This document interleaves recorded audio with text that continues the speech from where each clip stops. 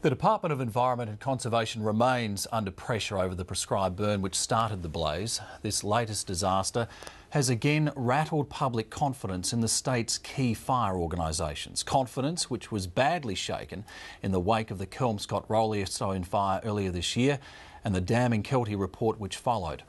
But with more than 100 homes lost this year and a disastrous bushfire actually caused by a D.E.C controlled burn, can people in the state have faith that the state is well prepared for summer, which is now just days away? I spoke with Premier Colin Barnett earlier. Premier, thanks for your time. Pleasure, Andrew. Now, whatever confidence you may have restored by agreeing to implement the Kelty report, hasn't that really been shattered by the events down at Margaret River in the last 48 hours? No, I don't believe that is the case. Clearly, something went wrong at Margaret River. But I think people in that community know that they live in the midst of a forest and the danger of bushfire is ever present. Now, this is a serious fire, probably over 35 homes and chalets lost. Fortunately, to this point, no loss of life, no serious injury.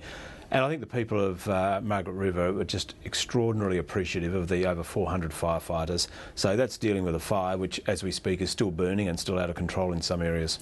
But in this case, as you say, we've got dozens of buildings either destroyed or lost, and we've got a fire that was started as a result of a prescribed burn by the very agency that's there to prevent bushfires.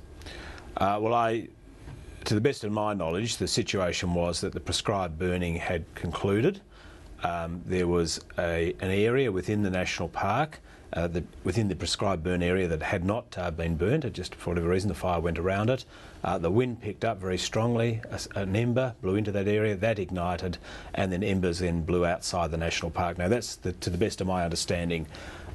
Yes, so something went wrong, but high winds and being in Margaret River yesterday, they were very, very strong winds. It was an extraordinary situation. High temperature, winds gusting over 60 kilometres an hour. So, and I think that most people, while they were shattered and people were certainly angry early in the day, I think as they thought about it, they started to accept that's tragically something that can happen, and they were full of praise for those people out there fighting the fire, including the D.E.C staff. Do you not think that people's confidence has been shaken? I mean, we've had the Kelty report after the Kelmscott-Rollestone fires, 72 houses lost there. We've lost 100 houses in the space of a year.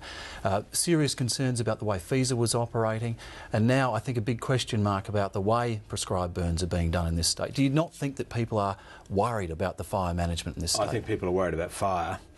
With respect to fire management, the Kelty report did show some deficiencies in the way in which FESA was operating and the way it was dealing with other agencies. And as you know, there is now Wayne Gregson is now in charge of FESA. From my observation yesterday, it was working extremely well, working closely with D.E.C and particularly closely with the hundreds of volunteers who were helping to fight the fire. So I think that part is in shape, and I'm confident of that. With respect to prescribed burning, there is an ongoing debate as to whether you should have prescribed burning or not. I happen to strongly support prescribed burning, and I think most people do. And it's a case of perhaps you're damned if you do, damned if you don't. The prescribed burning has been increased this year, and perhaps that was prescribed burning being done later in the year for whatever reason, mainly climatic conditions. But while it went wrong, I would continue to advocate prescribed burning to reduce the risk. And despite the very unfortunate, sad loss of homes, and people are understandably very upset about that, we have not lost a life. The opposition leader, Margaret River, said that D.E.C was under increased pressure from your government to accelerate the implementation of the Kelty recommendations. Was that the case? Is he right?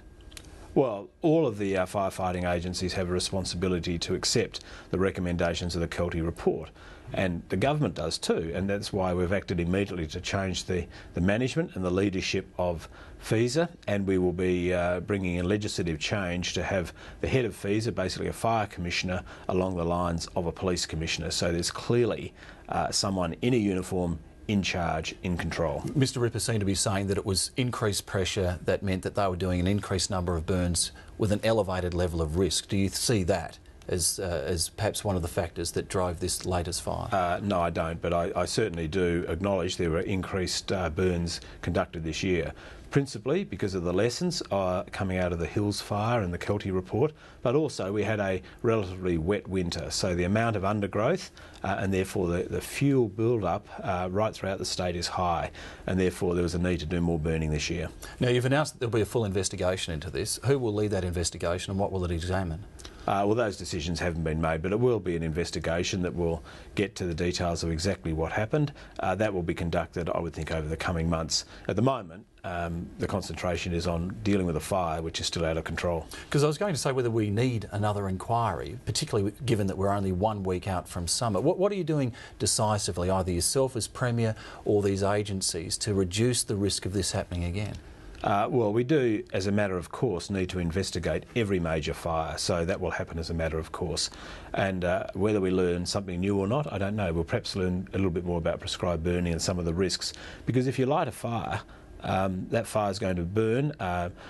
Tree trunks, roots will continue to smoulder for days, if not weeks on. So there's always a risk, and I think anyone who is involved in fires, anyone who lives in a fire-prone area knows there is a risk of prescribed burning, but if we don't do that, then you have the danger of an absolutely catastrophic fire, perhaps like a dwelling up in the early 1960s. Has there been a ban put in place on prescribed burning from this point on? Or will it continue? My understanding, there's no prescribed burning continuing at this time. I mean, we've basically got into the summer season, and obviously the risks are higher when you get high temperatures and high winds. But you know, it was difficult in Margaret River. The prescribed burning in the Capes National Park, where the fire started from, that prescribed burning had started back in September. So this was not something that happened in the last few days. It had been a long program of trying to reduce the risk to the area. Now, there was a parliamentary committee report came out this week saying that only 9 of the 55 recommendations in the Kelty report will be in place by the start of summer. I would have thought that's a number that would hardly inspire confidence in people. Well, I don't know the exact number, but I can assure everyone that the government is acting on the Kelty report. We very quickly made the change in the leadership of FESA. That's probably the single most important measure, and the effect of that was very tangible. The other changes have been administered through various agencies, and I am satisfied with progress. I don't know whether the number's 9, I doubt that. I think it was probably a lot more than that has been done. But the Kelty report has been introduced and implemented as a priority. My own Department of Premier and Cabinet is overseeing to ensure that takes place. Premier, I know it's been a busy week and a tragic week for the people down south, but I very much appreciate your time. Thank you. Thank you, Andy.